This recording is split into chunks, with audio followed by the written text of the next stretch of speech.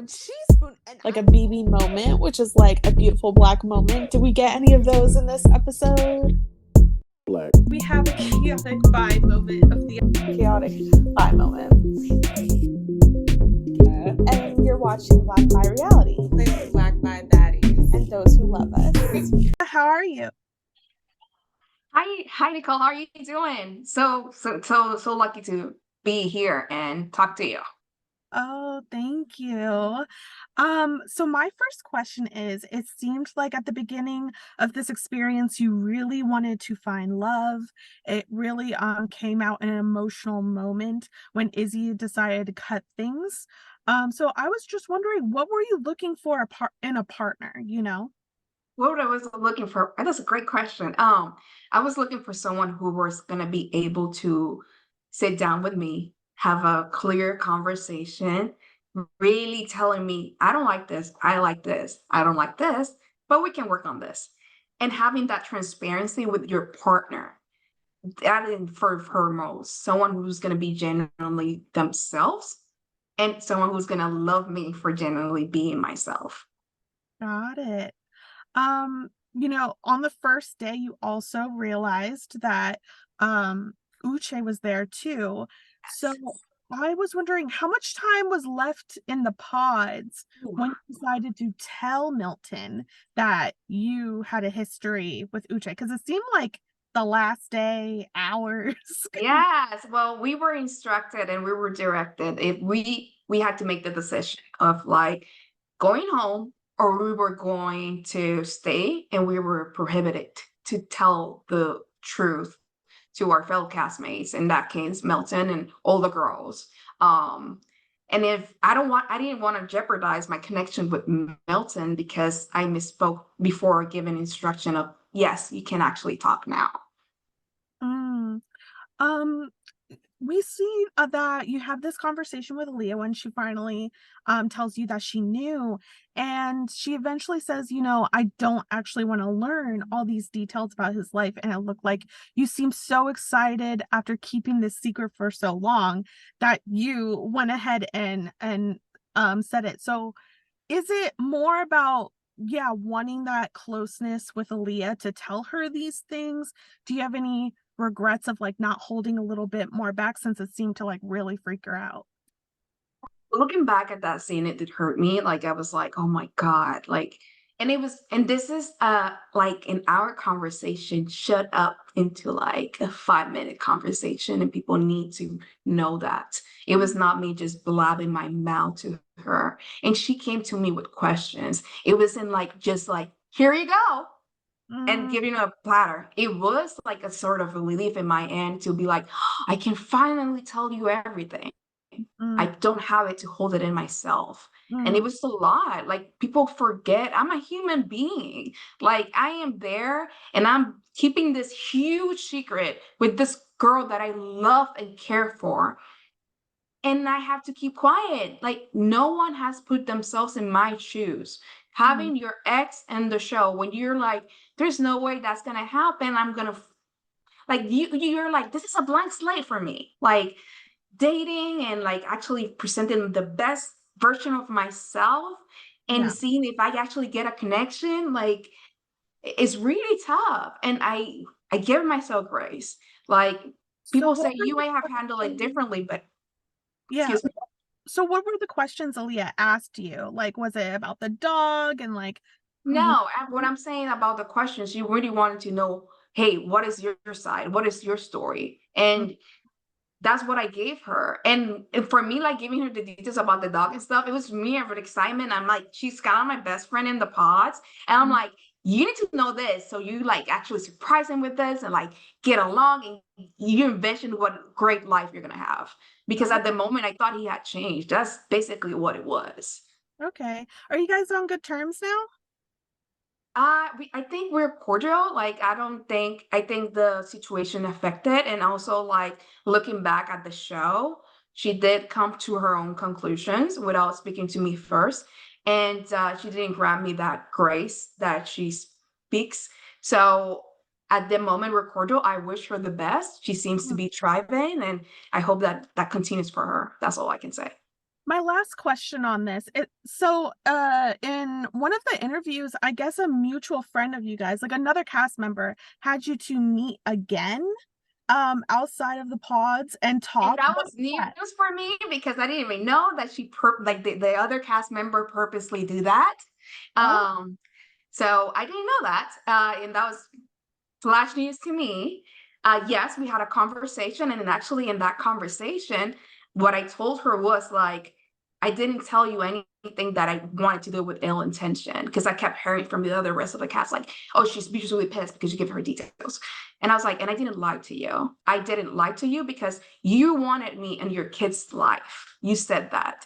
And I was not going to hold information from you that they already knew. And when I'm saying they already knew, the production already knew because this conversation and all the questions that you guys been trying to question has already been answered in interviews that unfortunately didn't make the cut. okay. Now on to Milton. So at My the favorite subject.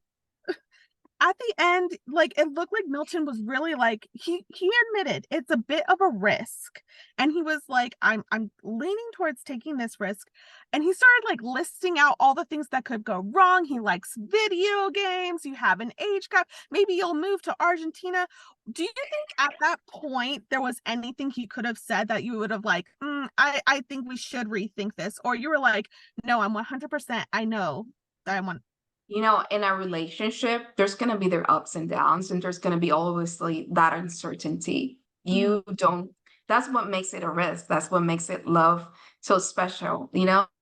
Like loving someone is like literally an act of bravery because you don't know what you're going to get yourself into. And I think at that point, we were both like calm and really decided on ourselves that we were going to bet for ourselves.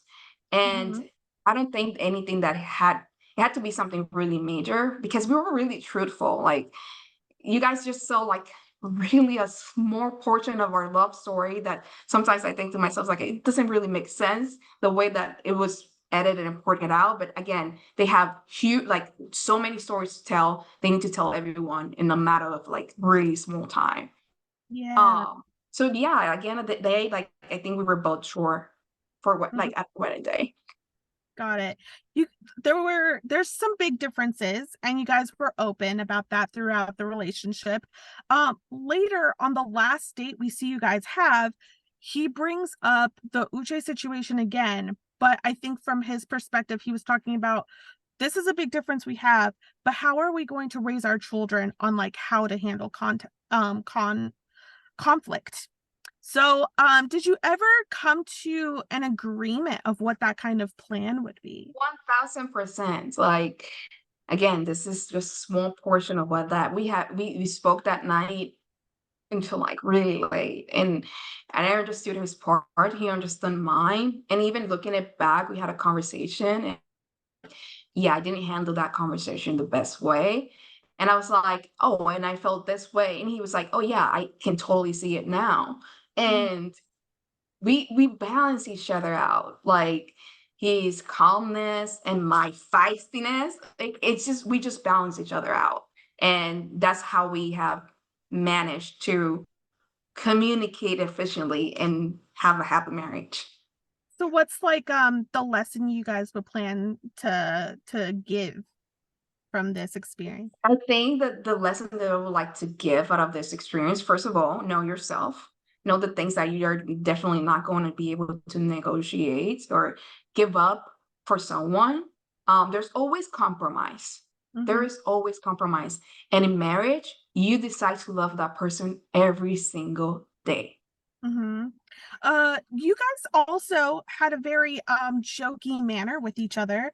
You guys would often joke about your ages, and he liked to comment on your English, which I'm honestly not a fan of because I'm like, bilingual people, first of all, it's very brave to speak another language that's not your native one and everything. So it really irked me. So I was just wondering, you guys were joking about these things, but did it ever hurt your feelings? And did Not at all. It's just like you guys didn't get to see it like the beginning of like the pods and stuff like that and how our love story went past and happening. Like I even sometimes I'm like Lydia, like you said.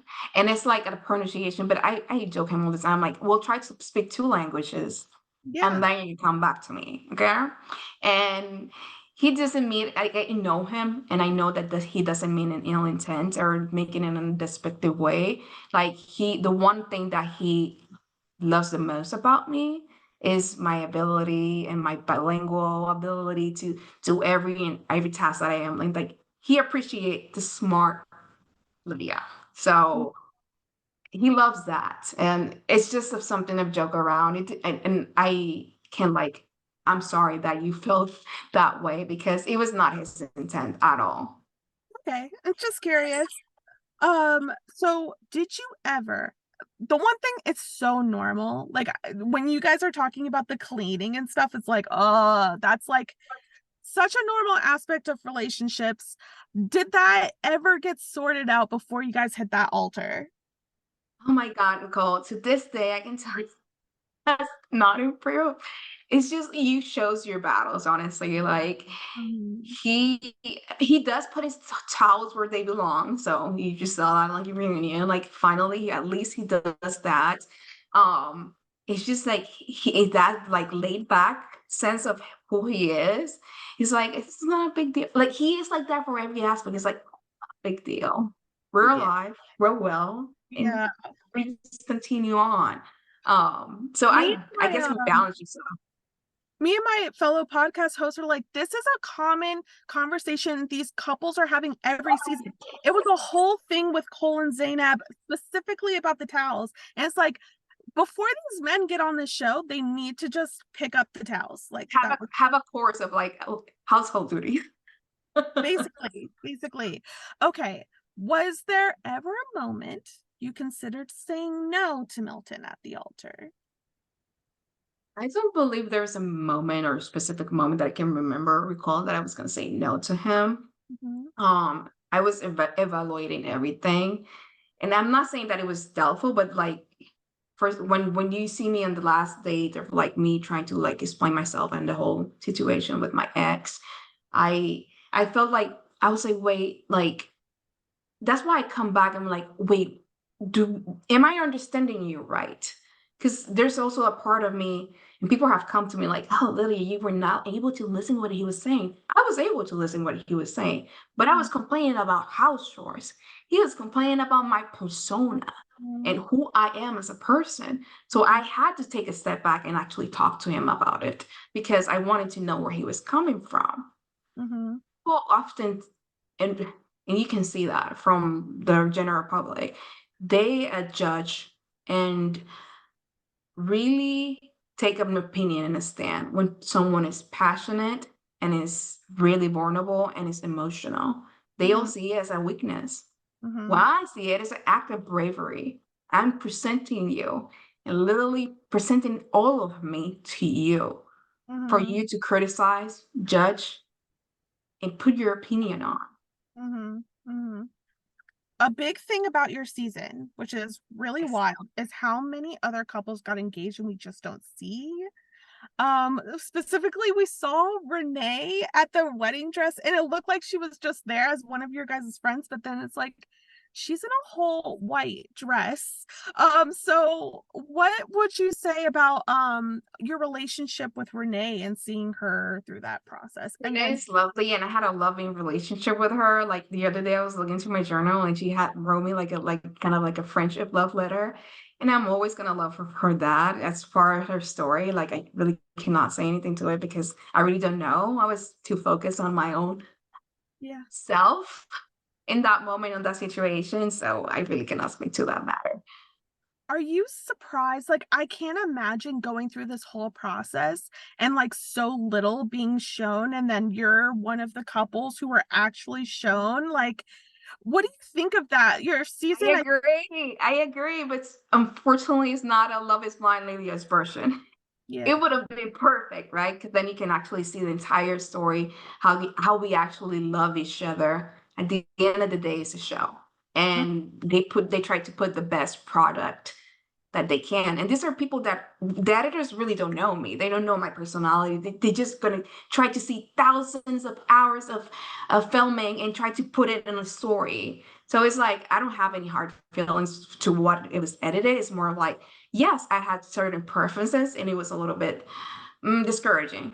If Mhm. I'm using the word correctly, that I didn't see that much of a love story and focus on my love story as I wished. But it's just a personal perspective to Mhm. make it clear. Can you give one word that would sum up what married life has been like with Milton? One word, safe. Safe. That's really Smells good. like home. Wow. Wow. He's my safe space.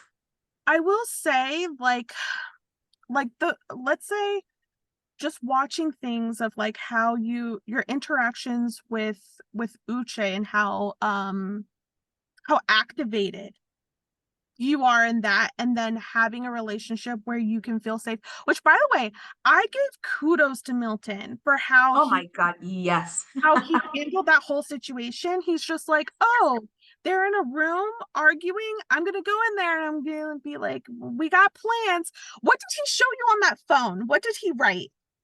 He showed me an emoji of an oil barrel. About what?